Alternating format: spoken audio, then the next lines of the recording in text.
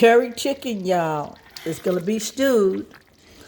A little bit of Andrew Zimmerman, little dash of smart and salt, Andrew Zimmerman the Magic, and Texas Prime, curry, ground cumin, thyme, and parsley. I'm just getting this ready. I'm not going to make it too kicked up and spicy, but it's a stewed curry chicken. I'm going to have it with some rice and vegetables for my grandkids. I kept it simple. And I've squeezed some lemon juice in here, some ginger, and some garlic. Put onions. I'm going to put the colorful onions in the last. All the different colors, green, yellow, red, and orange. Just before plating, and give it 5 more minutes into the pot and let it stew. So now this is going to be the stewed chicken here, y'all, over the rice for my grandkids. And I got a baby that loves me to fry him some fish, so I got to think about it. Because, you know, he can persuade me. He has a way of saying, Grandma, are you going to make that delicious fish? I said, well, I don't know. He said, could you please make me some of that delicious fish? He reminds me when I was a little girl, I loved to beg for stuff I ain't supposed to have after my mother already put the display on the table. And I would still beg for something else. Sometimes she would make it. Sometimes she said, you better get your butt up here and eat what I put in front of you. There wasn't no fooling around back there in my kitchen. No, sirree. We didn't play those games. We didn't play at all with our mama. So I tell you, I might come back later and do a longer story. I know y'all get tired of me and my stories. Hold on. But I'm going to tell you one story. This had to do with me always wanting to get what I want and not get what I want. And being that this is the stewed chicken, a holiday stewed chicken for the holidays. So as I was going to school, a little bitty girl, and you know back then when the kindergarten, no, you're supposed to be in the first grade, and I argued with my mama about that. I said I belonged in the first grade. She said you going in the kindergarten. I want to be in the first grade. I said I can do this, my ABC. She said, you going in the kindergarten because we just come from South and they put you back. I said, but mama, why you let them put me back? She said, get on in there. I went to kindergarten, sat up in there. You know, back in them days, nap time was 2 times, sometimes 3 times. They would give you a little glass of milk and one of little corally donuts and tell you to sit down and take a nap. Tell you to take your shoes off, and you would lay down on the floor mat. We didn't have none of these like mats that you have in the gym these days, the styrofoam and the cushion. We just had a little blanket our mama gave us, and we would lay down on the floor. So I got to lay down on the floor, and I was ashamed to take my shoes off. And she said, Josephine, take your shoes off. Because the way we lay down on the floor, it would be like heads up and head down. You know, you're going one go this way, one go that way, one go that way. And you crisscross. Just like you hear the song today, crisscross.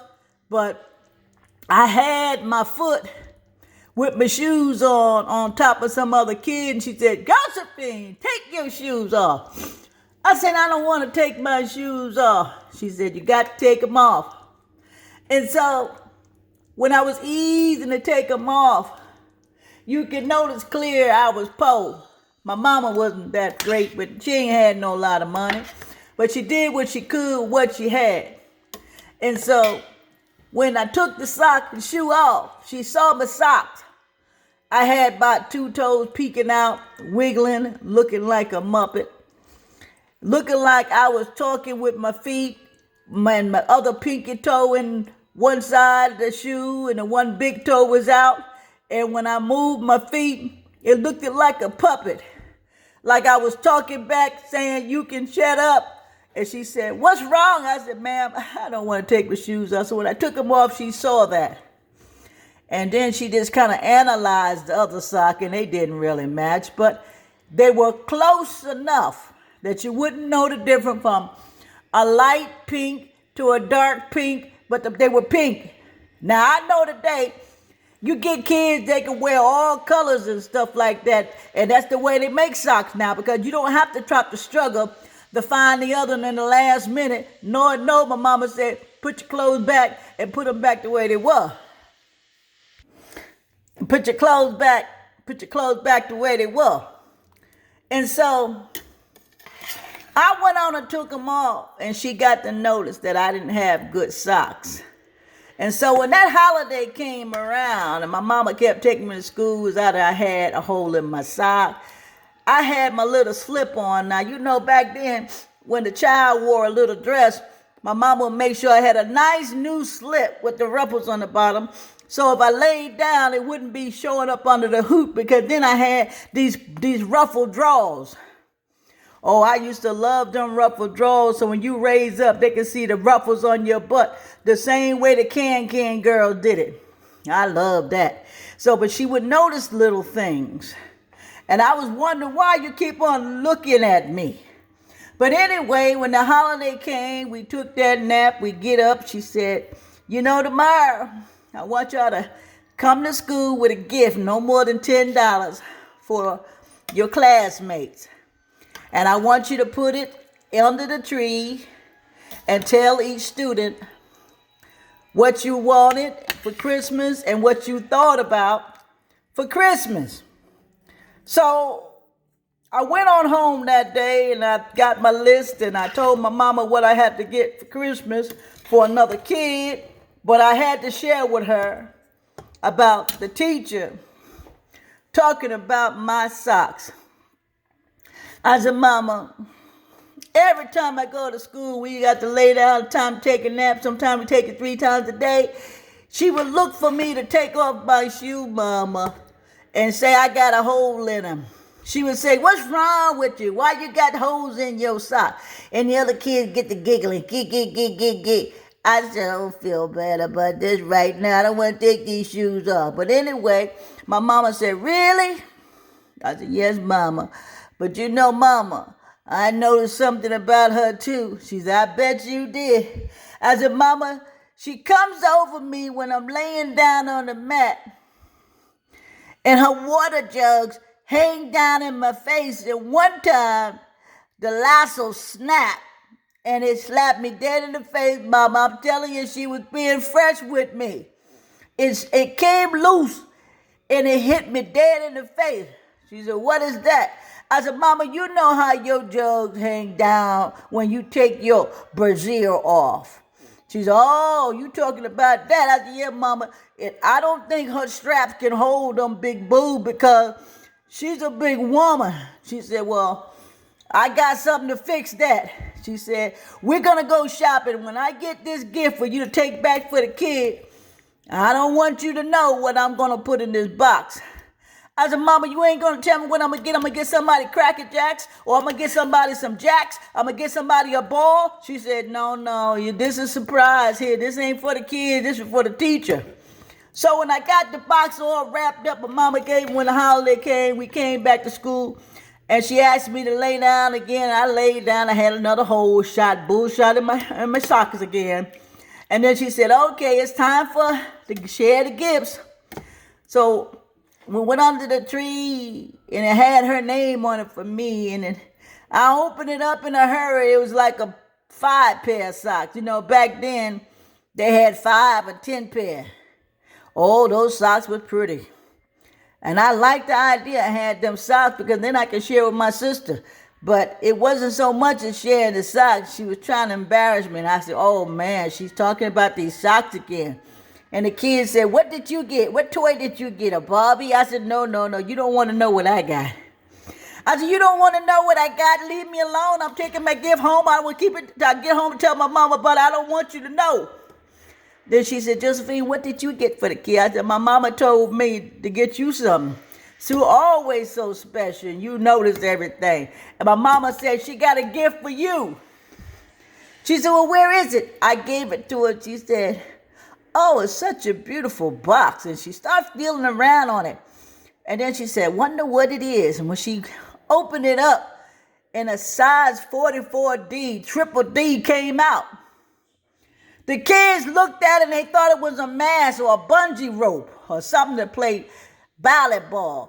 And they said, oh my goodness, did you buy that for the teacher? She was so embarrassed, boy. She got that bra rolled up and she said, Josephine, I'm going to put you in punishment. Get in the corner.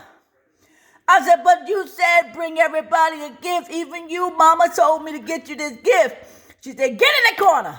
Boy, I got in the corner. And she said, I don't appreciate that, what you did. You trying to embarrass me. I said, I ain't saying that when you were talking about my socks, but my mama got this gift. I didn't know what it going to be. Boy, she called my mama up.